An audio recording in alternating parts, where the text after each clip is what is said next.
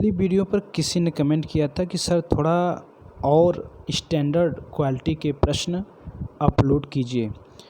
तो UGC NTA net JRF 2020 के लिए मोस्ट इम्पॉर्टेंट क्वेश्चन लेकर आया हूं। तो चलिए स्टार्ट करते हैं।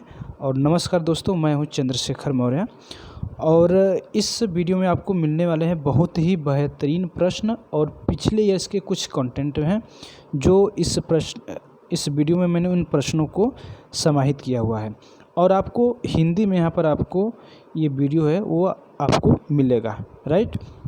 तो चलिए स्टार्ट करते हैं। तो आप लोगों से एक निवेदन रहेगा कि पहली बार विजिट करें तो प्लीज़ सब्सक्राइब करके बेल आइकन प्रेस कर लीजिए, वीडियो को लाइक करें और अधिक से अधिक शेयर करिए। देखिए, जितना अधिक लाइक और लोग देखेंगे, शेयर होगा, उतना और बेहतरीन से बेहतरीन कंटेंट मैं आप लोगों को दूंगा। देखिए, मुझे यूट्यूब से 1 रुपया भी नहीं मिलता है। ये मेरा शौक़ है कि मैं ऑनलाइन पढ़ाऊँ, इसलिए मैं आप लोगों को देता हूँ। अगर आपको लगता है कि सिलेबस से आउट है तो आप हमें कमेंट करके बिल्कुल दे सकते हैं कि सर आप कंटेंट से बाहर, सिलेबस से बाहर पढ़ा रहे हैं। लेकिन आपको एक भी क्वेश्चन कंटेंट सिलेबस से बाहर नहीं मिलेगा, आउट ऑफ सिलेबस। सब आपके सिलेबस से ही मैं देता हूं। मेरे पास सारी बुक हैं अलग अलग राइटर्स की, उन सभी से क्वेश्चन बनाता हूं और मैं आप लोगों को प्रोवाइड करता हूं। तो आप लोगों से निवेदन रहेगा कि आप वीडियो को अधिक से अधिक शेयर करें।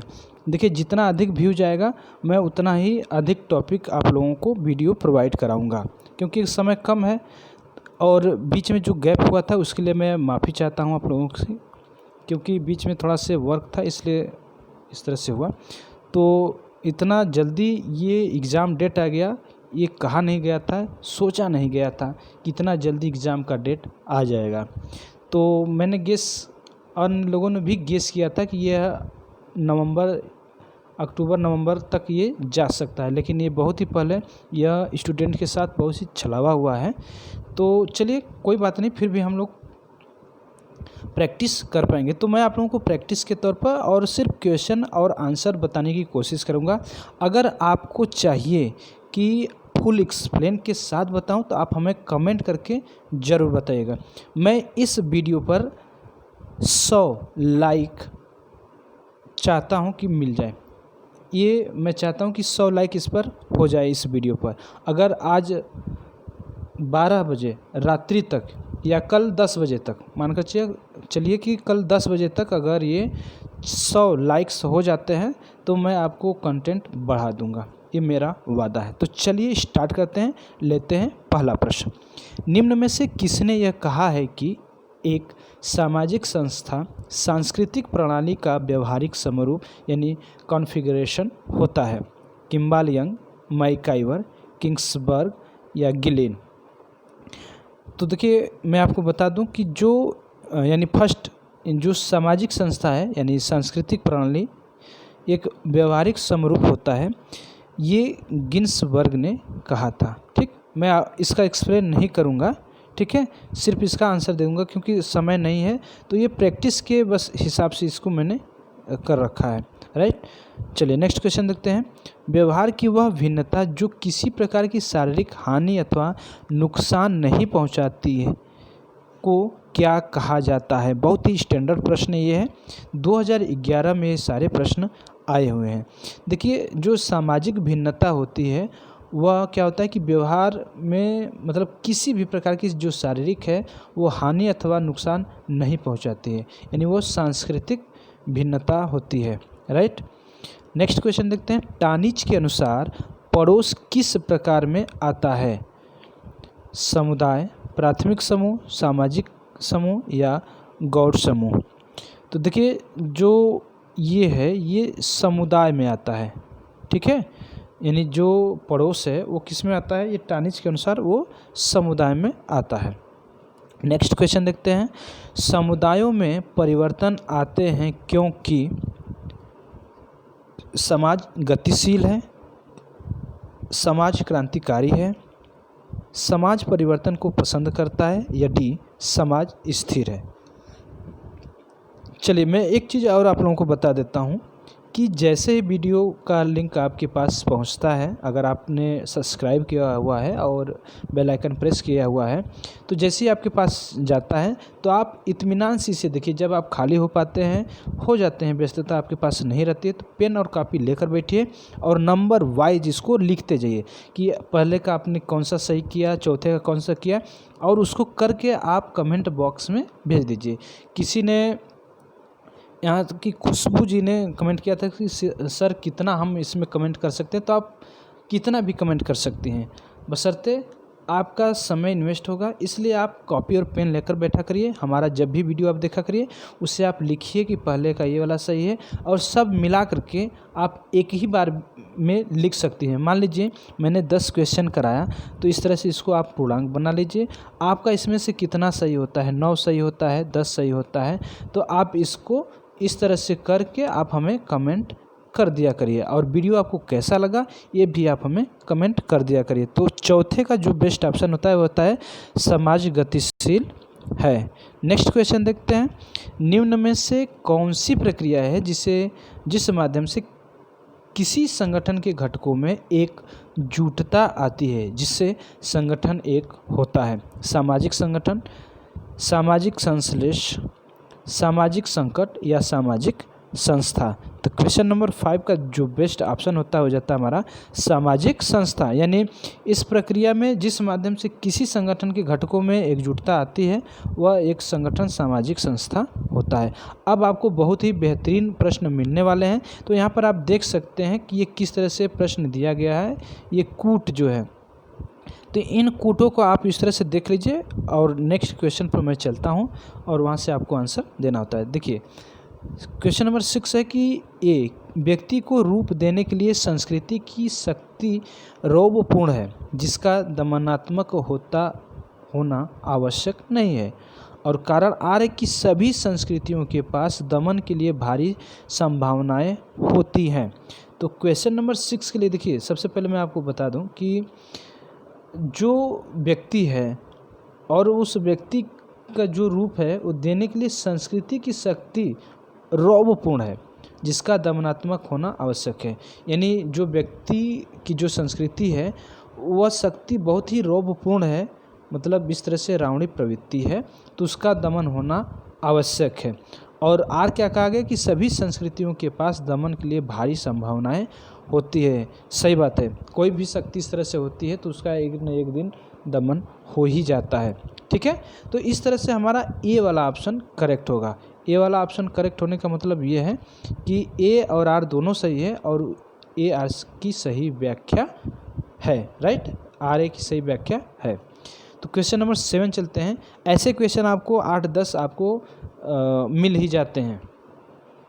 नेक्स्ट है ए कि जनजातीय समाज में जीवन सरल और एकीकृत होता है। कारण आर है कि जनजातीय समाज में अनुशासन को कतिपय लोक मान्यताओं और परंपराओं से बनाए रखा जाता है। तो क्वेश्चन नंबर 7 के लिए मैं आपको बता दूं, बहुत ही इंपॉर्टेंट ऐसे क्वेश्चन होते हैं। देखिए, और ये क्वेश्चन आए हुए हैं, जनजातीय समाज में जीवन सरल और एकीकृत होता है। राइट, ये बात सत्य है। जो जनजाति SC/ST लोग होते हैं, उस समाज के लोग, तो उनका जो जीवन होता है वो सरल और एकीकृत होता है।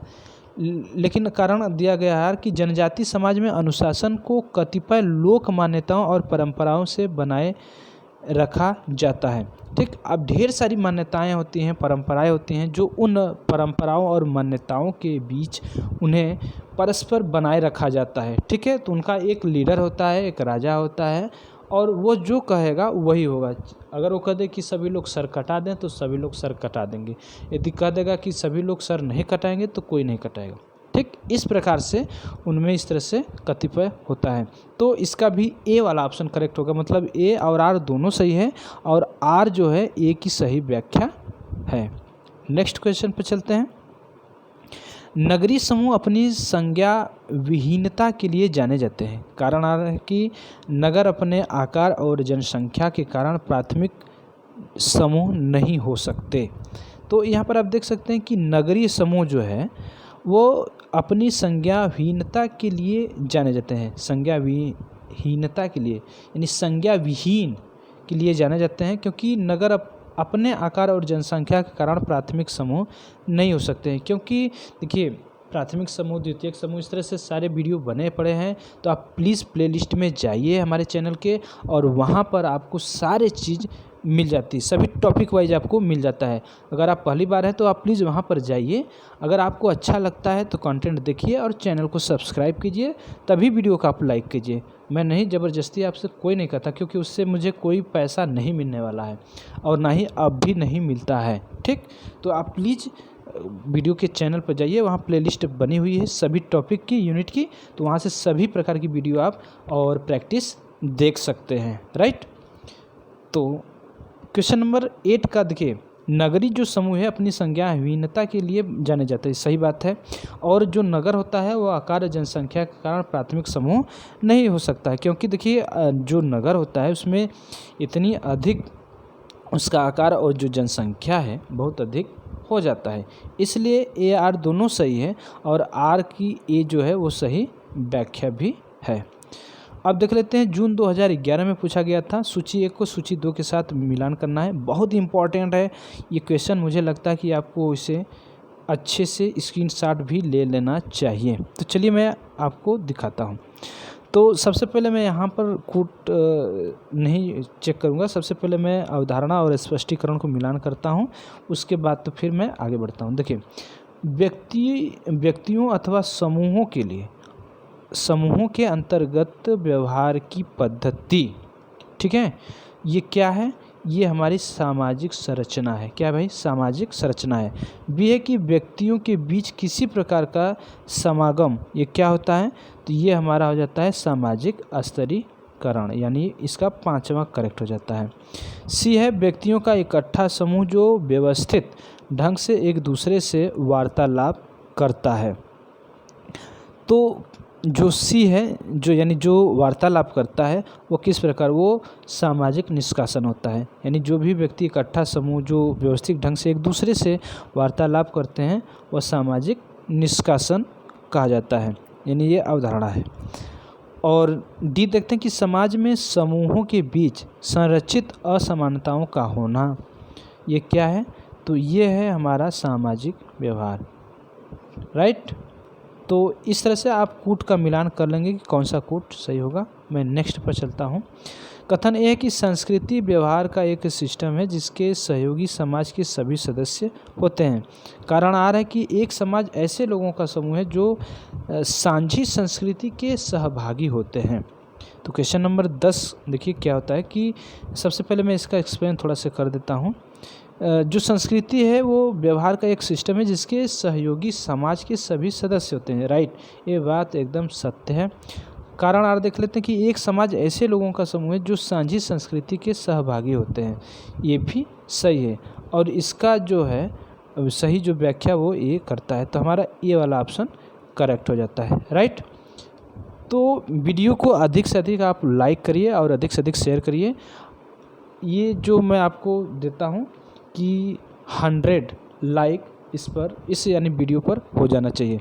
अगर ऐसा हो जाता है तो आपको कंटेंट और बढ़ा करके मिलेंगे, राइट।